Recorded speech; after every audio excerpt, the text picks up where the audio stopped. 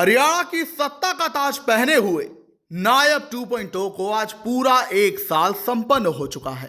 जहां पहले पीएम सोनीपत में आज आने वाले थे, लेकिन वो कार्यक्रम कैंसिल हो गया। लिहाजा इसी उपलक्ष्य में जन विश्वास जन विकास नाम से प्रदेश भर में सरकार ने कार्यक्रम आयोजित कराए हैं। जहां सीएम सैनी ने पंचकुला में आयोजित कार्यक्रम में हिस्सा लिया, वहीं प्रदेश के तमाम जिलों में तमाम मंत्रियों ने जिला स्तरीय कार्यक्रमों में हिस्सा लिया। जानकारी के लिए बता दें कि पानीपत के जिला सचिवालय में आयोजित इसी कार्यक्रम में मंत्री पवार ने भी हिस्सा लिया। कार्यक्रम में रागिनी का आयोजन किया गया। हालांकि इस दौरान होर्डिंग ने सबका ध्यान खींचा। दरअसल मंत्री कृष्ण पवार के विभागों के साथ सरकार को सकार लिखा गया। वहीं बीजेपी के तीसरे कार्यकाल को हरियाणा सरकार का तीसरा कार्यकाल ही लिख दिया गया, जबकि ये बीजेपी का तीसरा कार्यकाल है। इस कार्यक्रम में पानीपत के डीसी, एडीसी, शहरी विधायक समेत तमाम नेता और अधिकारी शामिल रहे। कार्यक्रम के बाद मंत्री पवार ने एक प्रेस वार्ता को भी संबोधित किया।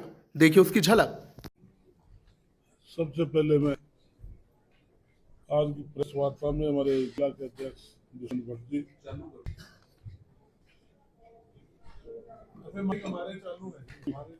गजेंद्र सलूजा जी,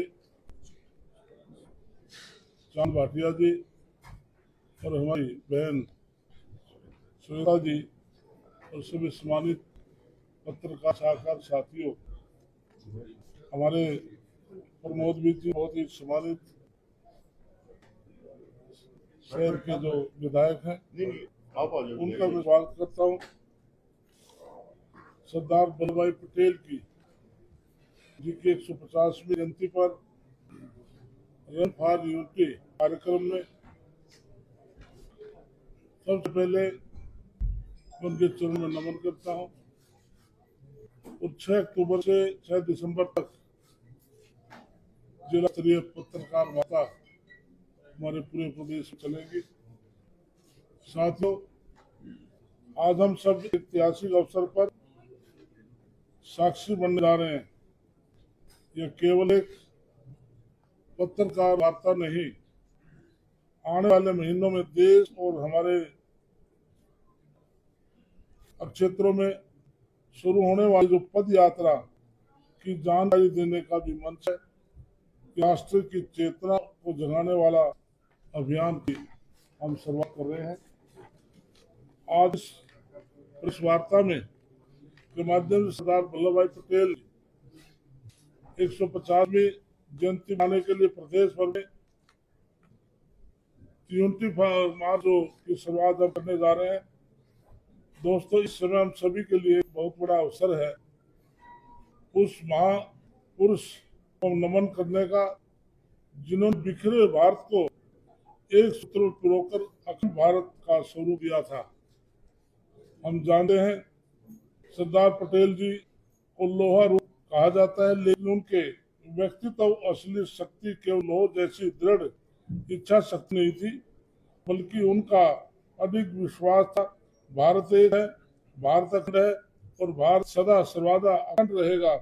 साथियों, यही विश्वास जिसे आज विकसित भारत 2047 के संकल्प के रूप में प्रधानमंत्री नरेंद्र मोदी जी आगे बढ़ा रहे हैं।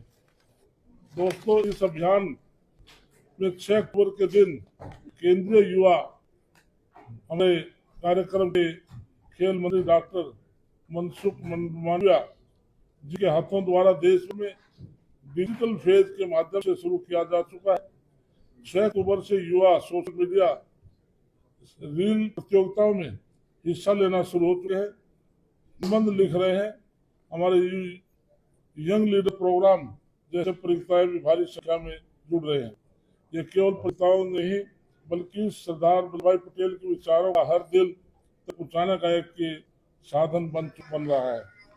इस अभियान के तहत सभी पंजीकरण प्रतियोगिताओं को डिजिटल गतिविधियां हमारे क्षेत्र के साथ देश भर में माई भारत पोर्टल के माध्यम से होंगे, जो युवाओं को सक्रिय भागीदारी के लिए एक मंच उपलब्ध कराया जाएगा। दोस्तों, आप दिखाएंगे जब देश व प्रदेश का युवा अगले 2 महीने तक मोबाइल स्क्रीन से लेकर मंच तक हर जगह सरदार पटेल जी की एकता की बात करेगा, तब यह राष्ट्र एक नई ऊर्जा से उभर उठेगा। अगले 2 महीनों तक जब हर जन हर मन सिर्फ और सिर्फ सरदार पटेल और उनके विचारों की बात करेगा, तब युवाओं के भीतर उनके जैसा बनने की ललक उठेगी। वास्तव में उन्हें एक बड़ी श्रद्धांजलि होगी। इस अभियान दूसरा चरण हमारे लिए एक महत्वपूर्ण होगा, जो हम सब अपने क्षेत्र में युवाओं के साथ साथ अपने गांव गली गली निकलेंगे। 31 अक्टूबर से 25 नवंबर तक देश भर में जिला स्तर पर पद यात्राएं होंगी। इन पद यात्राओं में हम योग स्वास्थ्य शिविर लगाएंगे, व्याख्यान करेंगे होंगे, वाद विवाद प्रतियोगिताएं होंगी, नशा मुक्त भारत का संकल्प लिया जाएगा। आप जब क्षेत्र इस दौरान घूमेंगे तो आप देखेंगे कि केवल आयोजन नहीं होंगे, यह जन जागरण का नायक होगा। और जैसे सरदार वल्लभ भाई पटेल ने रियासतों को जोड़कर एक महाभारत का निर्माण किया था, वैसे ही पद यात्रा हमारे क्षेत्र के लोगों को जोड़ने का काम करेंगे। हम अपने क्षेत्र में ये पद यात्रा कर रहे होंगे तो आप देखेंगे हम सब लघु भारत का रूप वहां सड़कों पर दिखा रहे होंगे। हम अपने क्षेत्र के सांस्कृतिक गौरव वहां पेश करेंगे, जो कि भारत के श्रेष्ठ भारत का भावना पेश करेगा। पद यात्रा पहले हम जन जागरूकता के लिए तरह तरह के अभियान भी चलाएंगे। विकसित भारत बनाने की दिशा में मोदी सरकार की जन कल्याणी योजनाएं, उनकी प्रदर्शनी स्वास्थ्य अभियान हम पदयात्रा के रूप में चलाएंगे। और पूरे अभियान में माई भारत एनसीसी कैडेट, एनसीसी स्वयंसेवक हमारा सहयोग करेंगे। स्कूल कॉलेजों में युवा सरदार वल्लभ भाई पटेल के सपनों को संकल्प को भारत बनाने के लिए जिलों में एक दिवसीय पद यात्रा 8 से 10 किलोमीटर की दूरी तय की जाएगी। सभी स्कूल और कॉलेज अपने अपने नामों के बैनर के साथ साथ पद यात्रा में जुड़ेंगे। समाज के हर आयु के वर्ग का हर सबका इससे जुड़ेगा। हम सब इसका पूरा प्रयास करेंगे कि आप पहली बार एक समाज के तौर पर, एक लघु भारत के तौर पर अपने क्षेत्र में देखेंगे।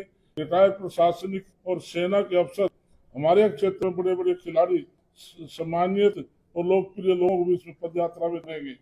पद यात्रा से पहले क्षेत्र में सभी स्कूल कॉलेजों के प्राइवेट एक्टिविटी भी आयोजित की जाएंगी, जहाँ तरह की प्रतियोगिताएं होंगी जिन्होंने सरदार वल्लभ भाई पटेल के जीवन पर अपना शोध किया है। बड़े विद्वान लोग भी इसमें शामिल होंगे। उन्हें स्कूल कॉलेजों में आमंत्रित भी किया जाएगा, ताकि सरदार वल्लभ भाई पटेल से जुड़ी हुई जीवन की बातें उन युवाओं के बीच कही जा सके। पहली बार सरदार वल्लभ भाई पटेल ने जीवन में अपने जिले में नुक्कड़ नाटक देखे थे, और आयोजनों को जिले में उन स्थान पर होगा जहाँ युवाओं का अक्सर भीड़ देखी जाती है।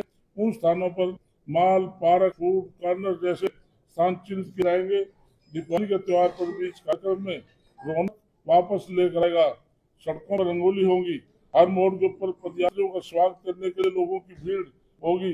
हर परिवार ये गर्व करेगा कि घर का बेटा बेटी उस पदयात्रा में शामिल हो।